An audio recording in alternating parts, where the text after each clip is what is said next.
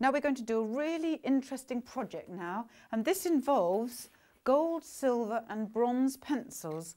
We're also going to mix them with paints, pastels and felt tip pens. This is the gold. I have to press quite hard, and the silver. You can see the lovely shine.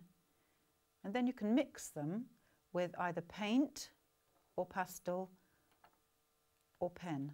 Now what you have to think about when you are setting up a still life is movement and shape and a focal point, so that although this is quite a complicated piece of cloth, it's got to have these shapes that swirl around and bring your eye into the main event, like a couple or 3 or 4 apricots. Now it should be an odd number, and I'm building this up so my eye runs in towards them. Right, now your focal point should be the most colourful point in the painting. It should have the darkest and the lightest features. I'm just going to turn these apricots so that they're all different. You can't have everything the same, otherwise it makes it extremely boring. It's much easier actually to have a pattern on something because it follows the structure of the cloth. Now what we need to do first is to draw some of the patterns. I think this is a nice guiding line so that we can feel as though the material is building up and forming a part of our lovely still life. Here we are, so just putting these in. It's got quite a kind of an Egyptian look to it. So that leads into there, and then there's some little swirls at the top.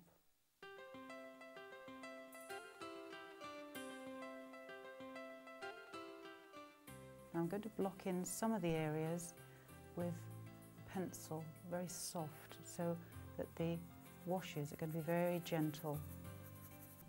Right, I'm blocking in a slightly shadowed area, so the blue will run into the red. I'm just getting a little dark tonal emphasis at the back of these apricots. And just get some more swirly movements here, around here and over here. Some directional lines there. I've added some yellows because there's some gorgeous kind of glowy colours here. And I'm going to put yellow here and a pale green on top because this apricot has got a greenish tinge and it works brilliantly against the golds and the apricot-y colours in the material. I've got this kind of orangey colour, just depicting a little bit more of the apricot structure. Now I'm going to add the water wash. This makes it go all whooshy and all the colours blend and meld into each other. I'm going to add some more depth to it by taking some more colour from the tip of the pencil in a minute. This is just the undercoat, but look at the way it's swirling round. Right, I'm adding some colour from the tip of the pencil into the little crevice here.